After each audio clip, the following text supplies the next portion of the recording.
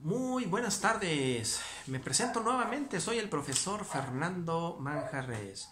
Y bueno, pues vamos a continuar con la segunda parte del video que yo titulé La supuesta idolatría católica. En este video vamos a tratar de llegar, ¿verdad?, al conocimiento de cuáles son las características definitivas de la adoración que los paganos hacían en la antigüedad, y vamos a descubrir si realmente nosotros los católicos hacemos ese tipo de culto como nos dicen los protestantes. ¿Sale? Bueno, muy bien. En este primer video vamos a ver, vamos a incluir lo que es una diferenciación entre la postración. ¿Sale? Sabemos que existen dos tipos de postraciones dentro de la Biblia. Obviamente la que es de adoración y la que nosotros los católicos generalmente practicamos en nuestra iglesia, ¿verdad?, que es la de respeto o veneración hacia unos modelos de santidad o hacia la Virgen María en sus diferentes advocaciones. Bueno, muy bien.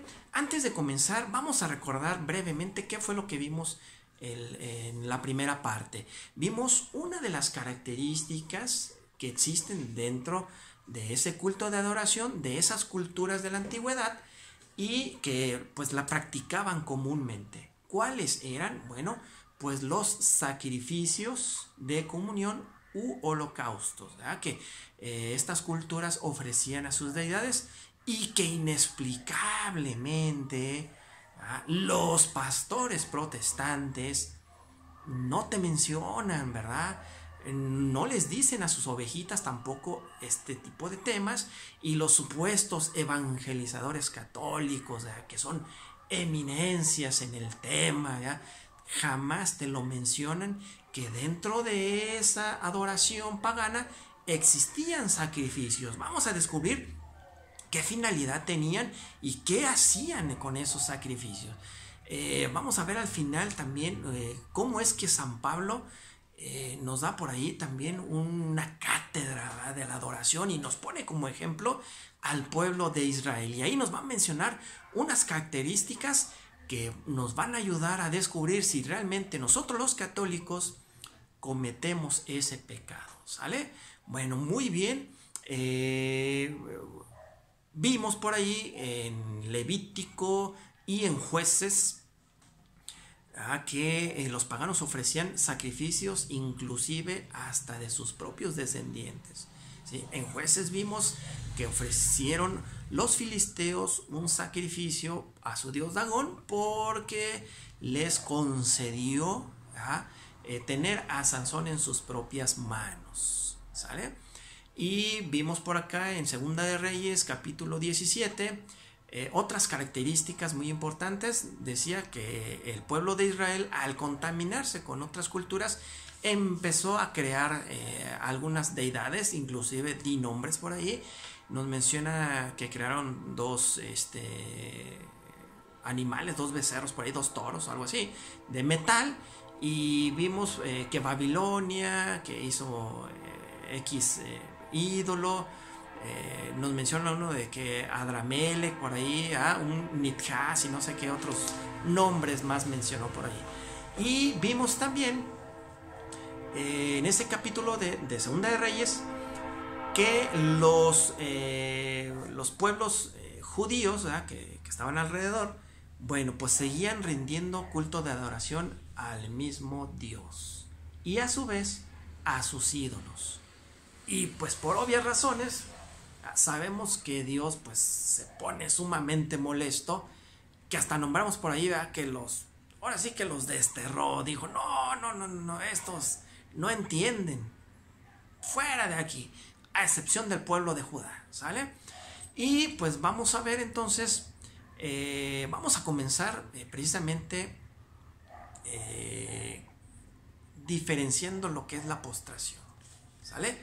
Bueno, vamos a ver que cuando nosotros los católicos vamos al templo y vemos al Santísimo frente a nosotros, el pan de vida, acuérdense muy bien, la víctima de sacrificio, ¿sí?, que tenemos nosotros los verdaderos cristianos católicos, ¿sí?, Nos postramos en señal de adoración.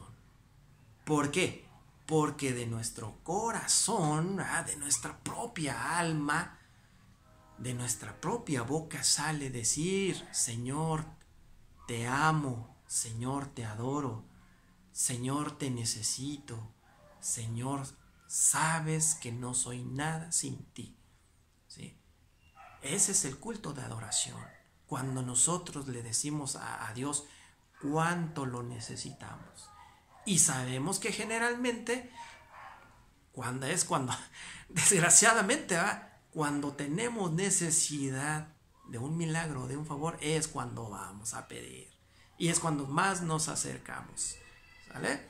Pero bueno, ya estamos postrados ante Dios y le decimos: Señor, necesito que me ayudes, no puedo salir de este vicio, tengo este problema, mis hijos, mis padres, mis hermanos o yo estoy sumamente enfermo, ayúdame por favor, ¿sí? Cura a mi familiar o ayúdame a curarme a mí de esta enfermedad. Y Señor, te ofrezco un sacrificio espiritual. ¿Cuál? Bueno, pues me voy a acercar más a ti en misa, no voy a fallarte, voy a rezar los rosarios diariamente, voy a dejar este vicio, voy a dejar esta codicia, etcétera, etcétera, etcétera. ¿Sale? Pero ojo, cuando nos postramos ante Dios no sabemos, ¿sí?, poca cosa, no sabemos que somos sumamente inferiores a nuestro Dios y que lo necesitamos. Nos humillamos al postrarnos y sabernos, ¿sí?, que no somos nada. Entonces, he ahí la diferencia, ¿sí?, que de la postración que nosotros hacemos con nuestras imágenes, que ahorita lo vamos a exponer también. ¿Qué onda con los paganos? ¿Sí? Pues digamos que tienen ciertas características similares. Dice Dios: no te postres ni le sirvas a los ídolos. ¿A qué se iban a postrar a un ídolo? Nada más para decirle: oh, te amo, oh, esto. No, nada más le iban a decir: te quiero, Baal, o te amo, te necesito. No, iban a pedir. Por eso pusimos el versículo de Jueces, ¿sí? Iban a pedir también, y sabemos, porque lo dijimos en el primer video, que esos favorcitos no eran gratis, ¿sí? Entonces, también en el primer capítulo vimos que ellos asignaban sacerdotes para tales rituales. Entonces, era cuestión de que llevaras tu torito, tu cerdito, tu cabrita y te presentaras ante el sacerdote pagano y le dijeras: pues vengo a platicar con el mero jefe Baal, porque pues necesitamos de su ayuda. Muy bien, pásale y póstreseme ahí, ándele, pídale a su Dios Baal lo que usted quiera. Bueno, ya postrado, pues era de: Baal, pues sabes que también te quiero, te necesito, tengo este problema, échame la mano, aquí te traigo un cerdito, aquí te traigo una vaquita que voy a ofrecer en sacrificio. Y dijimos que si el favor, bueno, no creo que hayan pedido cosas buenas, ¿sí? Entonces, por lo general pedían cosas malas y muy, muy malas. Entonces era cuestión de que me cumples mi caprichito, Baal, y te ofrezco a mis hijos o a mis hijas, ¿sí? Entonces, lo cual es eso, pues una cosa muy aberrante a los ojos de Dios. Entonces vemos que las características de adoración entre judíos y paganos y entre cristianos pues es muy similar, ¿sale? Bueno, pues ahí lo tenemos básicamente para darnos una idea, ¿sale? ¿Y qué rollo con la postración en señal de veneración? Bueno, pues esa es totalmente diferente. Aquí la verdad es que da risa, la verdad que da mucha risa oír a un protestante decirte a ti, católico, que te postras ante una imagen porque tú como católico crees que esa imagen te va a hacer el milagro, porque crees que esa imagen te va a escuchar, te va a ver, te va a hablar o que se va a mover. Y la verdad es que es tan ridículo y tan absurdo que hoy, siglo XXI, una persona piense eso, ¿sí? O sea, es absurdo. O sea, sabemos nosotros los católicos que nuestras imágenes no tienen ese tipo de características, por Dios, o sea, ¿sí? Pero el protestante dice, no, es que el católico usa esas imágenes porque son sus dioses. Y ya saben que usan un pasaje de Isaías, ¿verdad? Que dice, a ver, pídanle a su estatua ahí, que les haga algún milagro. Y ahí están los paganos, ¿verdad? Pidiéndole a su estatua. Y que Isaías, ¿qué hace? Pues casi se muere de la risa, ¿no? ¿Sí? Entonces, ojo, hay que estudiar un poquito de historia, hay que estudiar un poquito de libros de historia para informarte que en la antigüedad más del 90% de la población era analfabeta, gente totalmente inculta, que si tú le decías esto hace milagros, ellos se lo creían. Gente totalmente ignorante que si tú le ibas y le enseñabas un truco de magia, te iban a adorar. Te iban a adorar porque para ellos era algo desconocido, ¿sí? Entonces, caray, o sea, por Dios. Y me atrevo a decir, porque lo he leído, el analfabetismo todavía tuvo más del 90% de la población mundial hasta el periodo de la Ilustración, que fue cuando el ser humano empieza a interesarse por estudiar y por leer libros, por crear museos, librerías, enciclopedias, que es un periodo también que se le conoce así, ¿sí? Toda la Edad Media, todo el Renacimiento, todo el arte barroco que fue traído desde Europa a nuestro continente, ¿sí? Todavía en esos periodos más del 90% de la población no sabía leer ni escribir, ¿sale? Entonces, que hoy en día haya gente que piense que una estatua te hable o te vea o te escuche, es totalmente ridículo. Y por Dios, señores protestantes, no caigamos en esas tonterías, ¿sale? Bueno, entonces vamos a continuar. Dentro de la Biblia tenemos pasajes que, caray, nosotros los católicos usamos cuando nos atacan, ¿sí? Yo voy a exponer solamente 2 o 3, ¿sí?, ejemplos de cómo la gente se postraba ante otras personas, sin cometer el pecado de adoración. Y por ahí vamos a ver un versículo que se me hace bien interesante, porque es precisamente Dios quien lo menciona, ¿sale? Vamos a poner un ejemplo, por ejemplo, en Génesis 50, versículo 18, nos habla de los hermanos de José, aquel intérprete de sueños. Acuérdense que los hermanos de José lo vendieron, ¿verdad? Y José pues fue a parar a Egipto y se hizo el brazo derecho, ahora sí que del mero manda más. Entonces, los hermanos de José, ¿verdad?, pues fueron con él, y sabemos que estaban pasando por ahí pues unos problemitas, y fueron a postrarse ante él. Vamos a leer el versículo que lo menciona. Dice, luego sus hermanos fueron personalmente, se postraron ante él y le dijeron a José, aquí nos tienes, somos tus esclavos. Pero José les respondió, no tengan miedo, ¿acaso yo puedo hacer las veces de Dios? ¿Sí? Entonces, vemos, ¿verdad?, que los hermanos ahí se postraron ante él y no lo adoraron. O sea, sabían que él era el brazo derecho del faraón. Entonces, como tal, había un respeto. Y para los que hemos estudiado un poquito de historia, sabemos que los faraones, ¿sí?, eran considerados deidades dentro de su pueblo, ¿vale? Pero ellos no lo vieron así, ellos se postraron por respeto, o sea, estamos ante el jefe. Bueno, ese es uno de los primeros ejemplos. Vámonos, por ejemplo, a uno bien famoso, Primera de Reyes, capítulo 2, del 19 al 20. bien, estos versículos los usamos continuamente, ¿verdad? Dice por acá, Betsabé fue a presentarse al rey Salomón para hablarle de Adonías. El rey se levantó, fue a su encuentro y le hizo una inclinación, ¿sí?, a su madre. Luego se sentó en su trono, mandó poner un trono para la madre del rey, y ella se sentó a su derecha. Entonces ella dijo, tengo que hacerte un pequeño pedido.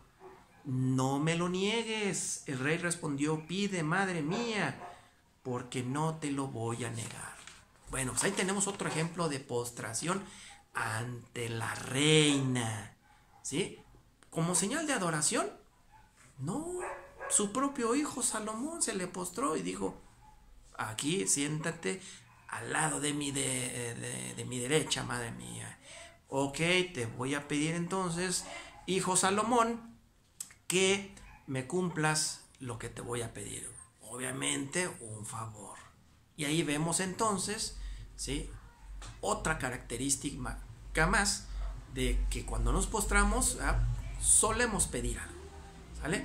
Bueno, muy bien, este versículo que viene se me hace súper interesante. Yo tampoco he visto a los católicos que lo usen. Y nos habla de Dios, de una orden. Fíjense, chéquenle bien. Vámonos a Primera de Samuel, ¿sí?, en el capítulo 2, versículos 35 y 36, hasta el final, ¿sale? Dice por aquí, en cambio, yo me suscitaré un sacerdote fiel que obrará conforme a mi corazón y a mis deseos.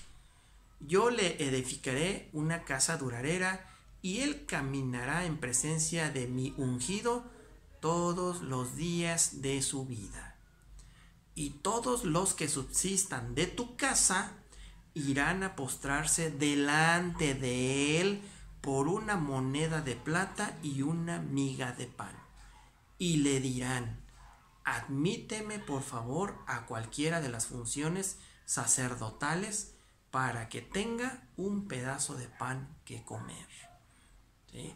¿Ven? Entonces estamos viendo, ¿sí?, cómo es que estas personas se tendrán que postrar delante del sacerdote y le van a pedir una moneda de plata y una miga de pan. ¿Ven cómo tengo razón entonces? ¿Sí? Pero ojo, no es en señal de adoración, porque también dentro de la postración, de la veneración que nosotros tenemos, nosotros también vamos a pedir algo, es una intercesión, ¿sí? Ahora sí que decimos nosotros que cuando pedimos 2 o 3 o 4 o más personas, como que Dios nos escucha más, ¿eh? Entonces pedimos nosotros y le pedimos a un santo o a la Virgen María que nos eche la mano, que nos ayude. Madrecita mía, pide por mí.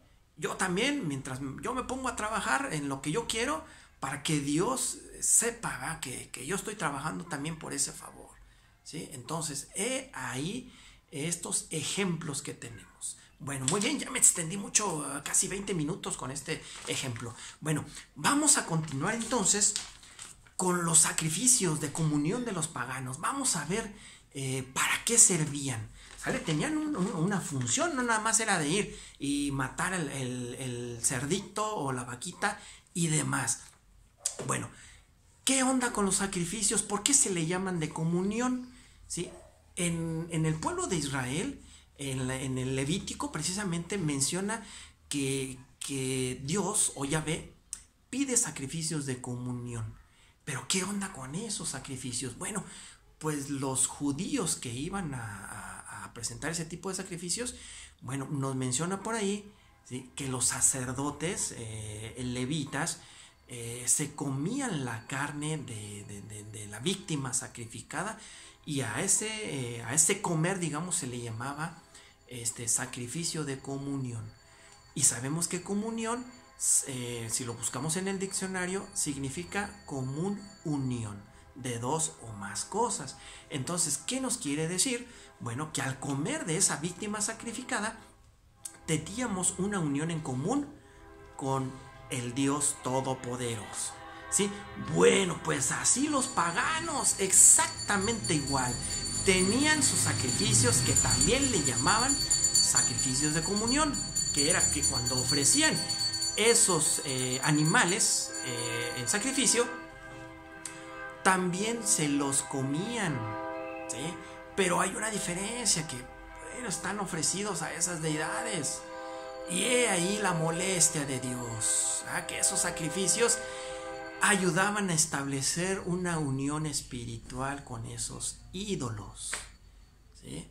Vamos a leer algunos ejemplos que nos menciona por acá. Precisamente ya en Primera de Corintios 8, vámonos.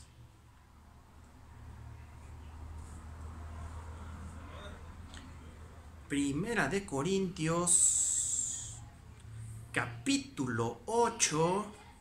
Vamos a leer el versículo 1, 4 y 7. ¿Sale? Aquí nos dice el siguiente versículo. Con respecto a la carne sacrificada a los ídolos, todos tenemos el conocimiento debido, ya lo sabemos, pero el conocimiento llena de orgullo, mientras que el amor edifica. Entonces ahí vemos que ya hay carne sacrificada a esas deidades. ¿Qué nos dice el versículo 4? En cuanto a comer la carne sacrificada a los ídolos, sabemos bien que los ídolos no son nada y que no hay más que un solo Dios. Versículo 7. Sin embargo, no todos tienen este conocimiento. Algunos habituados hasta hace poco a la idolatría comen la carne sacrificada a los ídolos como si fuera sagrada, y su conciencia, que es débil, queda manchada. Vemos entonces, señores, cómo aquí Primera de Corintios 8 ya nos menciona que esa carne se consideraba sagrada y por eso se comía, ¿sí? Pero ¿qué nos dice el versículo 8? Que la conciencia de esa persona, al ser un sacrificio, ¿sí?, a esas deidades, pues queda totalmente impura, manchada, llena de pecado. ¿Por qué no nos mencionan los protestantes esto, señores? ¿Por qué no incluyen los sacrificios de comunión cuando nos acusan de idólatras? Esa es la pregunta. ¿Por qué no lo hacen? Pues porque no les conviene, porque saben que dentro de la Iglesia Católica, lo repito por cuarta o quinta vez, no ofrecemos este tipo de rituales. Nosotros no tenemos comunión con nuestras imágenes. Nosotros no servimos a la Virgen María ni a los santos. ¿Sale? Ojo con esos versículos. Vamos a ver. El video se va a extender un poquito más, pero bueno, ya me puse yo bien emocionado. Vamos a irnos a un libro que no tienen los protestantes. Primera de Macabeos, ¿va? Vámonos inmediatamente al capítulo 1 y vamos a ubicarnos en el versículo 11. Vamos a darles una pequeña sinopsis de lo que vamos a ver. Resulta que cuando el pueblo de Israel se comienza a prostituir en su fe y que comienzan a ofrecer sacrificios a otros dioses, hay un grupo de rebeldes, digamos, y judíos o israelitas que se abandonan a Dios, abandonan los mandamientos y se hacen del lado de los paganos. Pero hay un sector, ¿sí?, de los israelitas que dice: yo le soy fiel a Dios, yo no tengo por qué comer de esa carne sacrificada, ¿sale? Y prefieren morir. Y lo vamos a leer. Primera de Macabeos, capítulo 1, versículo 11. Fue entonces cuando apareció en Israel un grupo de renegados que sedujeron a muchos diciendo: hagamos una alianza con las naciones vecinas, porque desde que nos separamos de ellas nos han sobrevenido muchos males. Acuérdense que Dios los abandonó por tales actos, digamos. Vámonos hasta el 41. El rey, que en ese entonces era el mero mandamás de ahí, promulgó un decreto. Vamos a ver qué dice. Dice, el rey promulgó un decreto en todo su reino, ordenando que todos formaran un solo pueblo y renunciaran a sus propias costumbres. Todas las naciones se sometieron a la orden del rey y muchos israelitas aceptaron el culto oficial que les impuso ese rey, ¿verdad? Ofrecieron sacrificios a los ídolos y profanaron el sábado. Imagínense nomás el problemón en el que se metieron. Dice por acá, el versículo 44, además el rey envió mensajeros a Jerusalén y a las ciudades de Judá con la orden escrita de que adoptaran las costumbres extrañas al país. Los holocaustos, los sacrificios y las libaciones debían suprimirse en el santuario. Los sábados y los días festivos debían ser profanados. Ahí nos está mencionando que ese rey dijo, pues ya no le rinden culto a su Dios, ya no le van a ofrecer ni sacrificios y no van a respetar su sábado. Ahora van a hacer lo que yo les digo. ¿Sale? Dice el 46. El santuario y las cosas santas debían ser mancillados. Debían erigirse altares, recintos sagrados y templos a los ídolos, sacrificando cerdos y otros animales impuros.